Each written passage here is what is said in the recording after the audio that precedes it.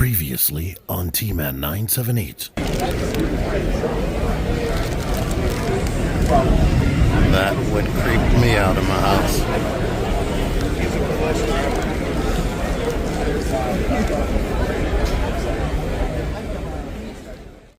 T-Man 978 Chill Review. And so I can get this out of the way. Hello everyone, T-Man 978. Welcome to another chill review. This time it's going to be the Savage Crucible Royal Guard. Yeah, look at that. Look at this bio right here. I'm going to zoom out and then let you have time enough to read that if you want. There you go. And you can read this if you want. Here's the guy inside the package, or how they have things packaged. This one has a whole bunch of gear on already. It's not separate in the package. It's not separate in the box, thank goodness. And we have the 2 swords and the 2 extra hands. And there appear to be extra weapons down there. I didn't even notice that. Yay! But there's gonna be a card inside. I'll let you see that. 3 days later. Alright, here's the Royal Guard out of package. And he looks awesome. That's why I wanted it. I like the head sculpt more than the Savage Lemurian that the people at Savage Crucible, I forget the name of the actual toy company that they sent me. I definitely like this head more, and I'll show it up close. But here it is. We get the role play game card that each one of these comes with. Behind the inner packaging, the map, they have a role-playing card with this type of stuff right here, just like you would see on a real, Harvinger Studios, that's the name of the actual toy company. But here we are with this. Anywho, this guy comes with 2 scimitar type shape swords, 2 bigger ones. Let me show this one up close. Nice paint. Look at that, nice weathering and whatnot. Nice detail on this. Gunmetal. Made out of a more rigidy plastic. Like if you bend it, it ain't gonna bend, it's gonna break. Then you get this one right here with that paint detail. And that shape, let's put them side by side. Right here at the handle, the blades are closely the same length. Just this one, of course, is thicker and the handle is longer. And let's put it beside the actual guy. There we are. And besides the open claw hands, more dynamic, I'm about to scratch your face off hands, we do get the grippy hands with the vertical hinge. These have the horizontal and out hinge. But let's show him up close. Nicely detailed. And I'm not gonna murder y'all with every single detail. You can see what it looks like. The paint is spectacular.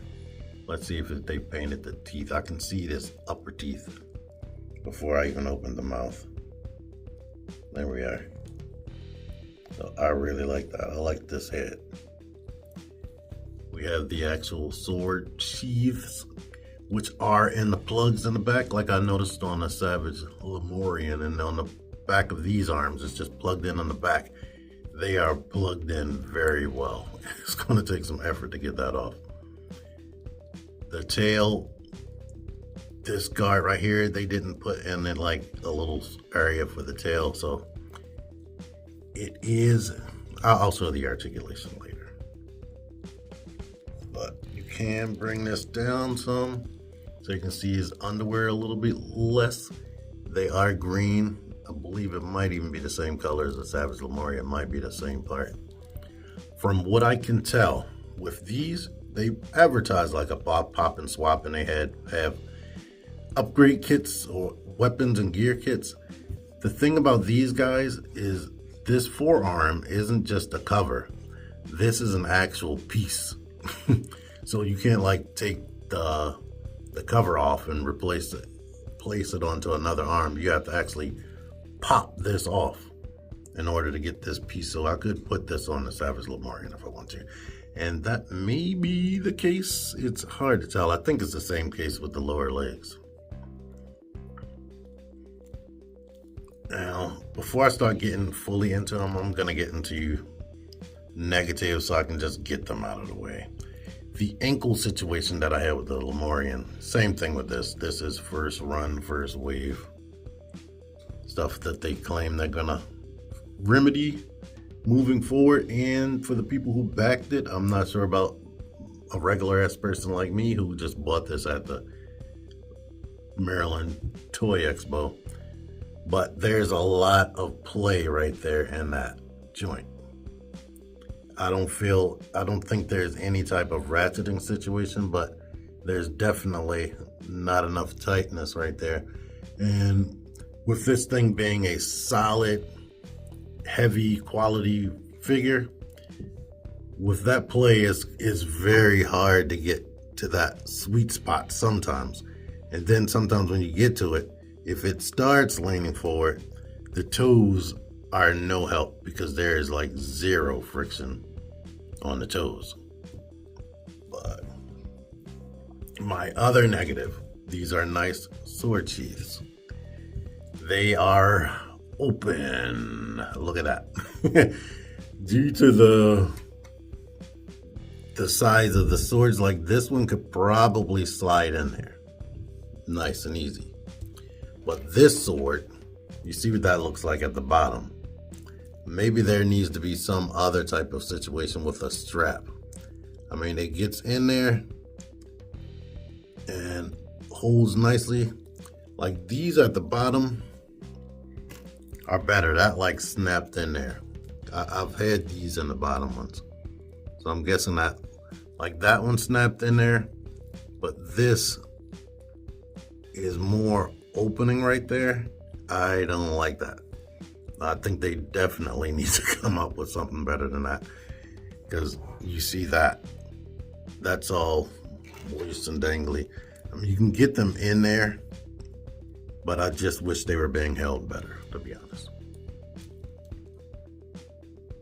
But I'm going to take them out for the articulation.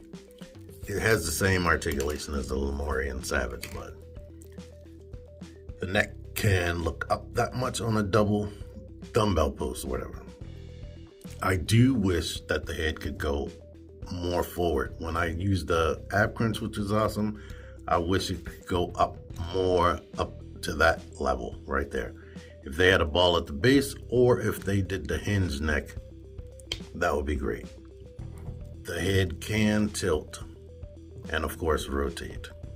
The mouth is capable of opening up that wide. The arms, even with these arm pads or shoulder pads, can go up that far. They can rotate all the way around. The butterfly joint can come out that much.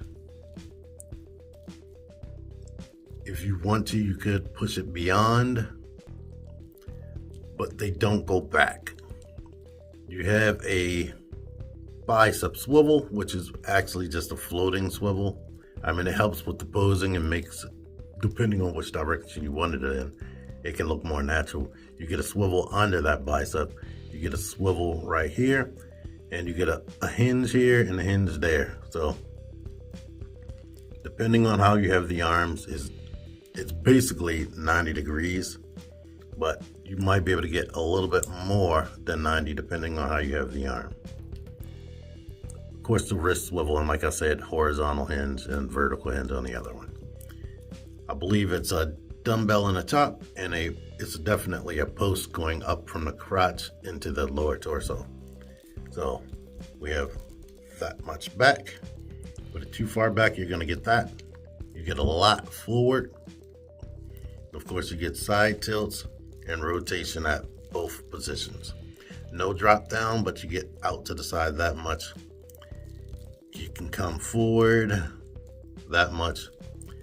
Go back some, and you get thigh rotation, but you get above or below, above the knee and below the knee swivel. And the same thing you get in the elbow, you get in the knee, but it bends way more because of the shape. You do get a ankle swivel. The ankles can kick back. They can kick forward, and you get ankle pivot in the toe moves. So great. I forgot the tail. The tail is on a hinge at the top, right here.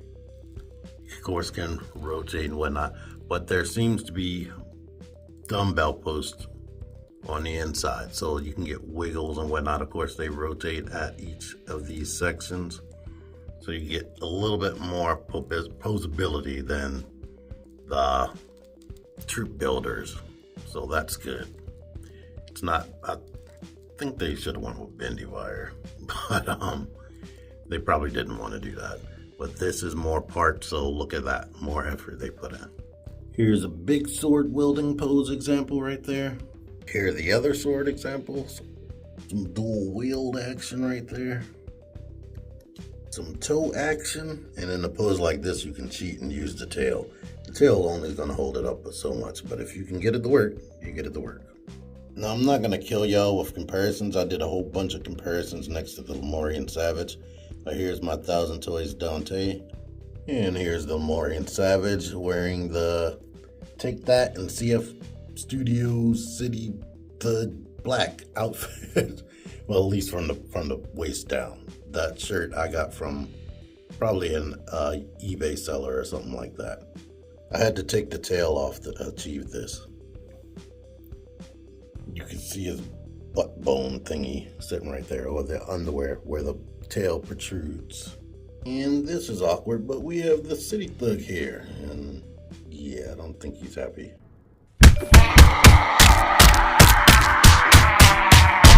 But yeah, in order for me to get that shirt on, I had to heat him up to pop the arms out. Getting the arms off is not easy. You definitely have to heat it off, and you got to heat it back up to get them back into the socket. Same thing goes for anything else, like popping the waist apart and everything. And I had to take the feet off. I had to warm them up to get the pants on. So yeah, prepare for that. If you want to be popping and swapping, you need to have some kind of heat. But as far as this guy, I like him. I like the way he looks. Everything else I said, his weapons look perfect. They feel perfect. The figure feels perfect.